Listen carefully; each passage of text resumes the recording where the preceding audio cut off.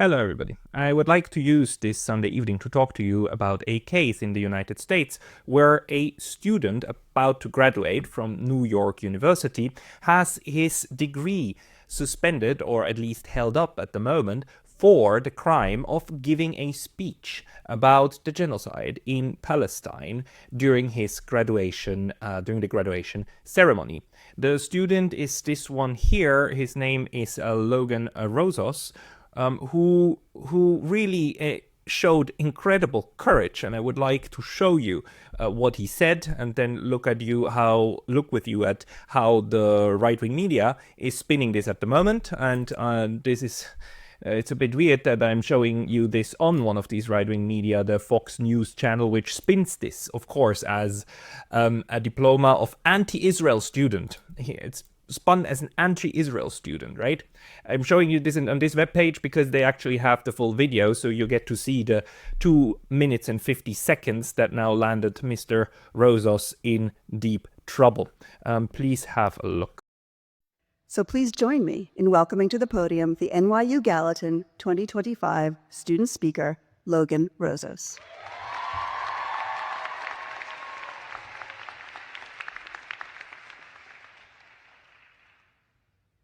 Greetings, Gallatin's faculty and staff, esteemed alumni speaker, fellow graduates, and loved ones. Trying to find my family in the crowd.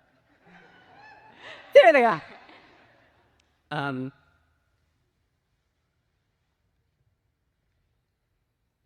I've been freaking out a lot about this speech, honestly.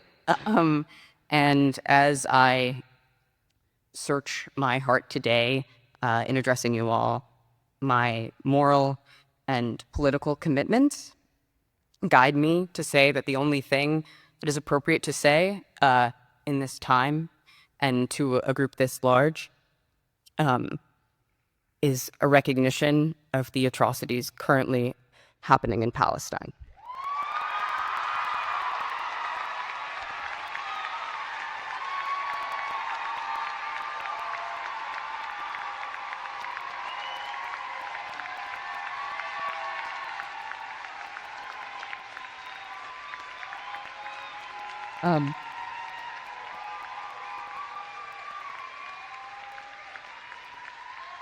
I want to say that the genocide currently occurring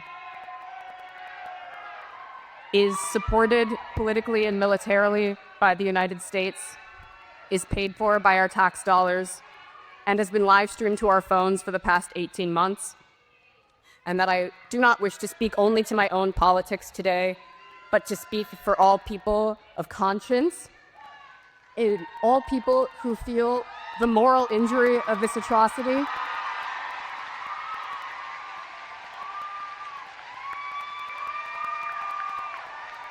And I want to say that I condemn this genocide and complicity in this genocide.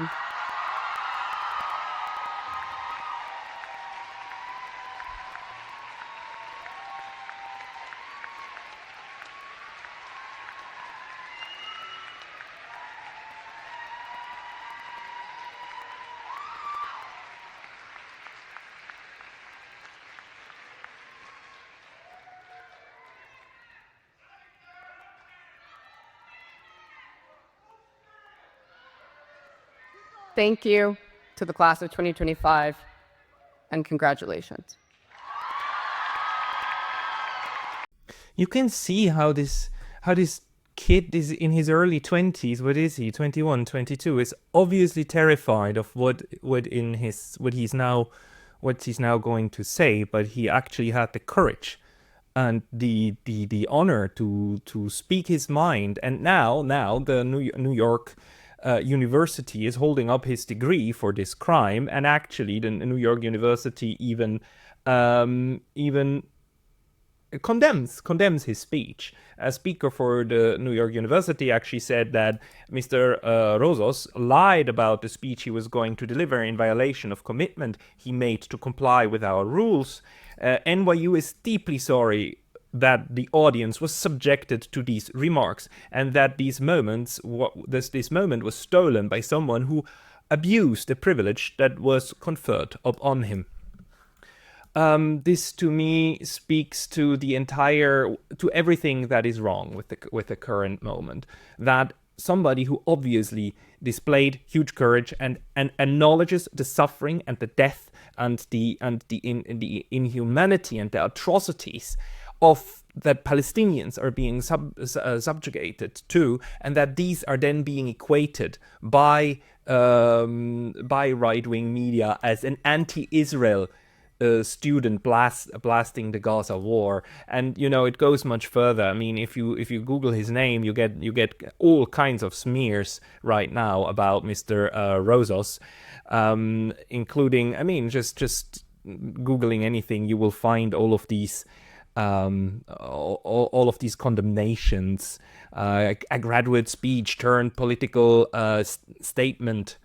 And this particular author here concludes that this is a wake-up call. University platforms must be used responsibly.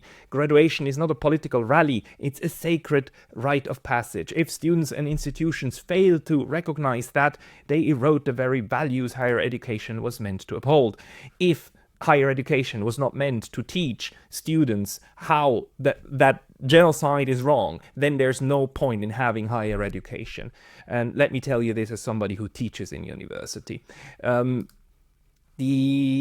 Of course, we also see why the Israel lobby is freaking out about this video, right? It's utterly clear. I mean, did you see the crowd and how they are supporting Mr. Rozos?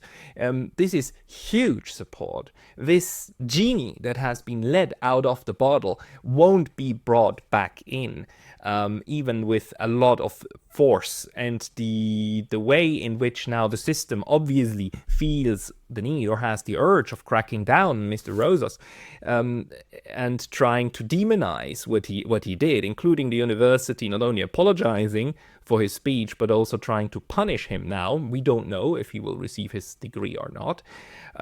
That is, of course, all part of the pressure campaign, which is fueled by fear and nothing else. This is pure naked fear by the Zionists and the Zionist lobby that they are not able to control the narrative anymore. If you look at the crowds of students, of young, thinking and moral human beings who understand that 100,000 dead Palestinians, 50,000 dead children, in a obvious and well documented and stated, well-documented case with stated intent to ethnically cleanse or physically eliminate an entire population from a strip of land, that is not okay. I mean, these people understand it, and they are not 50, 60-year-old, 70-year-old people who have lived and had a lot of experiences in life.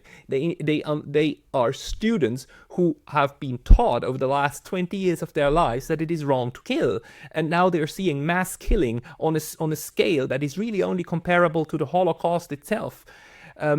That they are now asked by the people in power and media to just ignore this and just support the people who do the killing. And again, I must tell you, if you are still in doubt about the morals of this situation, and if you believe in the mainstream narrative that everything is very difficult and, we must recognize all the mistakes done by the Palestinians, if you still believe it is difficult, then just compare the numbers.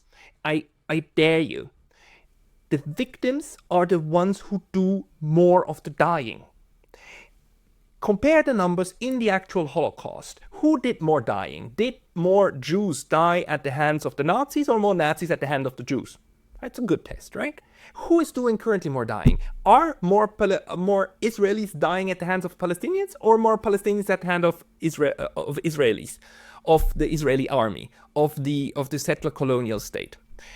This is the test, and this test is obvious, utterly obvious. If you still deny that this is a genocide, and if you still pretend that this student here is actually committing a crime, then I lose the ability to actually reason with you, because the level of atrocity by one side toward the other side is so high that we don't even need to go into legal arguments about rights of the occupiers or rights of the occupied to resist the occupier, or the obligation of the occupying state to pretend to protect the human rights of the occupied. We don't even need to go that far. It is at this moment that obvious that this is a live stream genocide, and I cannot but congratulate Mr. Logan Rozos for having had the courage to use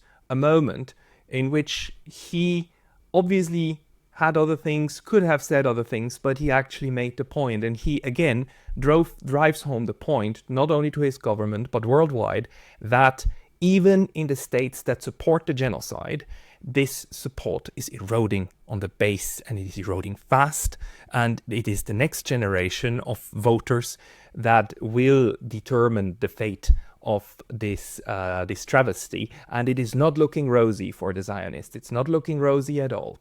And that even ignores the entire global majority that also unanimously is against the genocide in Palestine, and the entire generation, global generation, that is now learning about the crimes of Israel and what it does to these defenseless victims of violence. It still makes me speechless, and I'm still very much appalled by everything that is happening, by the genocide itself, by the reaction of Western governments to opposition to the genocide. But it fills me with great hope that brave individuals like Logan Rozos are speaking out in behalf of all of us who still want this to end as fast as possible, and for peace to return, and these people to finally have a chance at a normal and decent life. Thank you, everybody.